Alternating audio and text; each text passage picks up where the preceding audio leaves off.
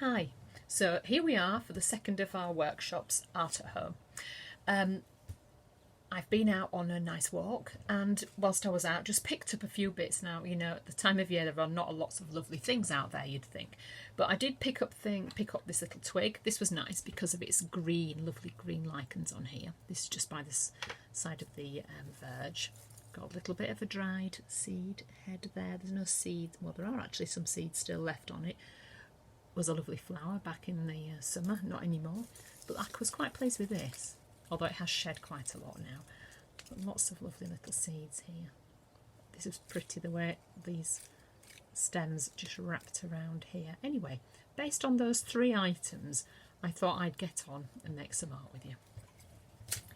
The first thing I'm going to do, and again, what I suggest can just be an option for you. You can do it or you can do it a different way, but it's just a way of making a start. The paper on its own is quite daunting. If you want to sit and do a pencil drawing of the things you've found, feel free. What I prefer to do is to set up the paper to begin with so it's not so white. So I've torn out some bits of neutral colour. I'm trying to be inspired by the things I bought back, so I'm going to limit my palette to be inspired by these objects at the moment. So I've just chosen some brown paper and I've found a little bit of green paper. I've got some watercolours ready, some oil pastels, and we're just going to prepare a couple of surfaces. So the first thing is tear the paper roughly, just tear it. If it has a straight edge, you might prefer when you stick it down to put straight edges down the side so they aren't jarring in your work. Alternatively, you can put them wherever you like. Personally, I don't like to go all wonky donkey with these because there's going to be enough going on, so we'll try to keep it horizontal and vertical at least. Right, that said, if it's brown paper, it tends to have a smooth side, like a shinier side, and a matte side.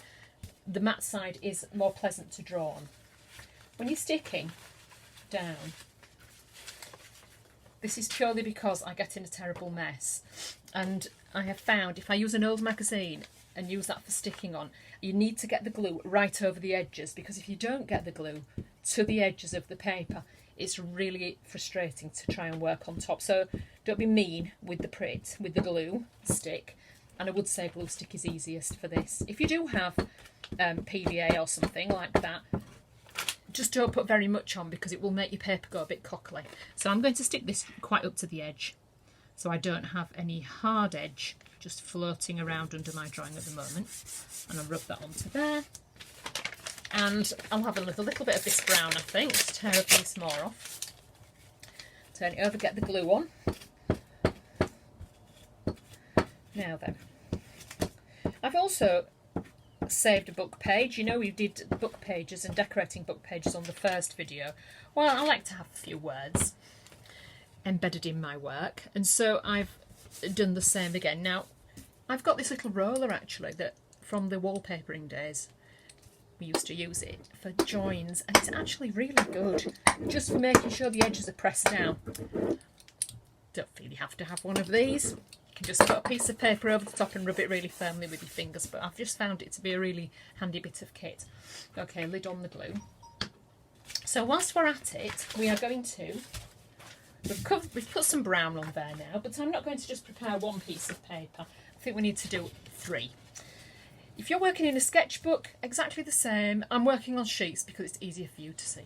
Okay, right, so I'm then going to get a bit of green and a bit of orange. I'm using this as inspiration for orange. I know it's not really orange, but it's in a warm, rich, browny colour family. So I'm using orange, that's where it's coming from. And I'm going to put the oil pastel down, turn it. I'm not covering the whole thing in oil pastel, but I'll let it pass across the brown paper. Sometimes a broad line, faint. So I'm just getting some marks down here. I'm not drawing anything in particular, I'm just making it twizzle and turn so it feels nice to me. It's pleasing to my eye and it feels pleasant to work like this. If you've got paper on your oil pastel, take a little bit off. Maybe, I'm very naughty, I would snap the oil pastel off at the end and I would tear the paper off it, then I can use it on its side.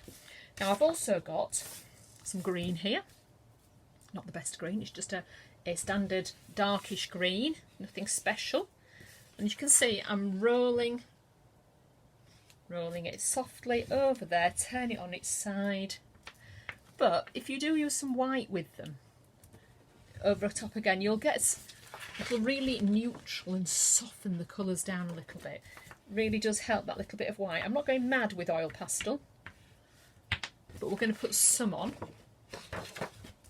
Might even put some orange with that as well. Let's just see. Let's go crazy with the orange. A little bit of orange as well. Okay, so I've got now one sheet and another one there. Oops. Okay, I will then get some watercolour on the go. So for this, just a nice brush with a decent point on it. Stay with the same colour families. I might go with a little bit of green again. And for this, I'm just not going to be mixing colours terribly much. I've got a quite nice set of watercolours with assorted colours in. You just want something to be a little bit of a background. Broad brush, not painting anything in particular. I'm just going to pop it on top. Up here, where it passes over the oil pastel, you'll just see it shrinks back a little bit. So you get some really nice bits. I know, you know, we don't mind the drips, so we can just not worry if it drips. We're not trying to cover up all the white, but we are covering up enough of it so it's not a big white plain piece. I'm putting that up there now.